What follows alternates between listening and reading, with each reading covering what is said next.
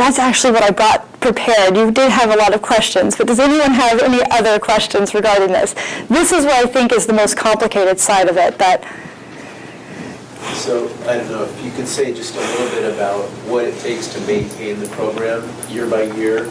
It sounds like that's the burden of The borrower.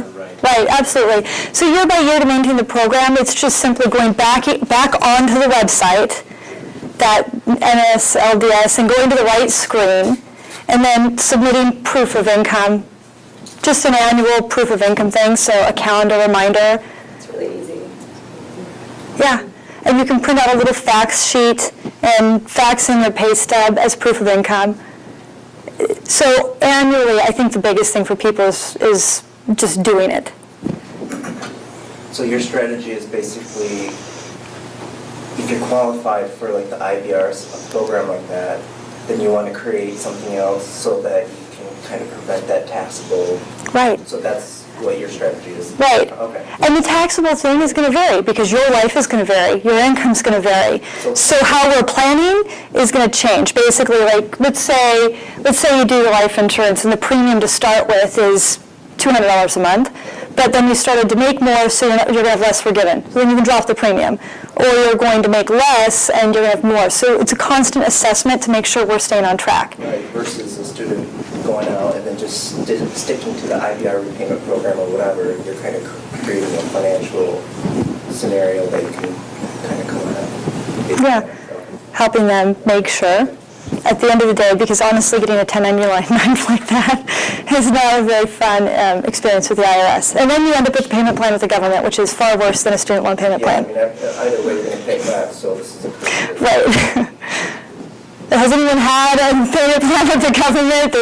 There's interest, there's penalties assessed monthly. It's just better to make sure that that's taken care of. I've met actually quite a few attorneys that have gone into the program with no planning on the end side of it, and it's just opening yourself up to risk.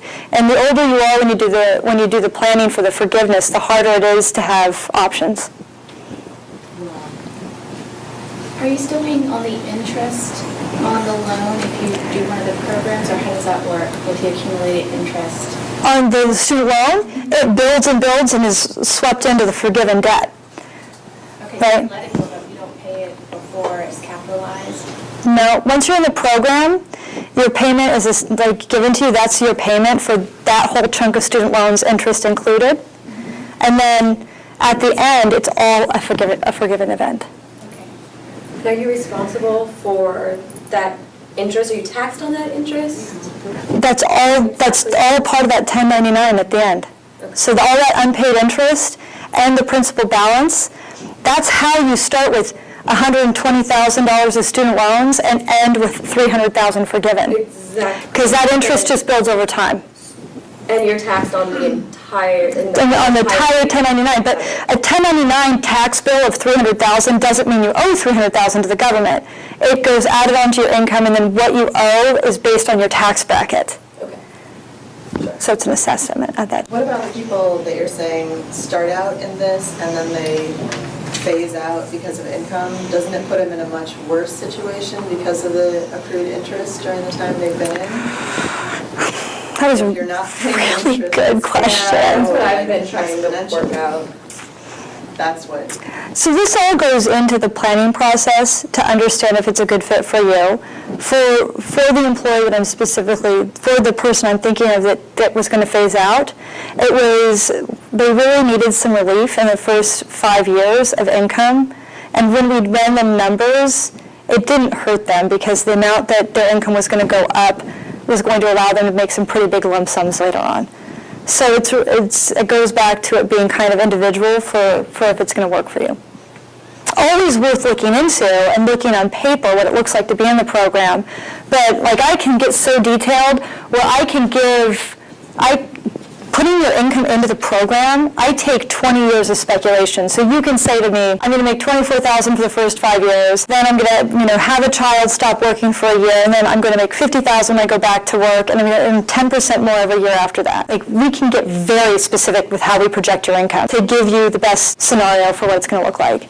And in that, it shows you what the interest rate is and how it is accumulating on the loan side. Does that make sense? All right, if I missed this, do you have to be like done with school before you can get into this program? Ultimately, you have to be done with school, done with loans. I mean, if you're in school and not taking any more loans, then you can consolidate your loans at any point and start the program. And the Grad Plus loans do or do not count? Are we going to that one? We had that discussion, and all that matters is if it's a federal loan, it's a federal loan, it counts. If it's a private loan, it doesn't count at all. I'm pretty sure the Grad Plus loans are federal. It says federal Grad So Plus. too, I just wanted to double too. check. Yeah. So can you talk about,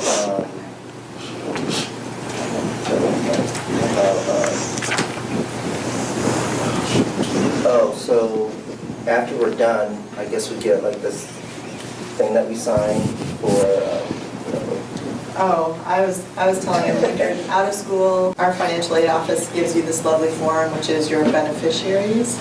Should you die or should something happen to you, the people who would have to pay off your loan, which I just, and because they never ever follow up with you, And we don't I've never necessarily know done we're it and I'm signing, not yeah. going to do it. So I just think that's, I guess you don't have to put like real beneficiaries down, but in the end, your estate's going to be settled by someone. They don't just disappear. so I thought of the relative. So like my cousin is the best example. He defaulted on his loans, and his father is now getting nasty notices. So they'll find you, unfortunately. They'll find someone. I hate, it's the debt that doesn't go away. You can't get out of it. You can't declare bankruptcy. Like, this is the debt that follows you. As I've said, I never filled it out. You didn't? I haven't been asked to fill it out. And That would be our answer. Like, they'll find you though, because they've got your social number, they'll find whoever you're related to, somebody's gonna get your debt. And They will. garner wages of you. if someone co-signed on it, Yeah, they'll go into their wages. yeah. They will My take cousin's really happy with his son right now. but if you co-sign and then you consolidate, they're off the co-sign.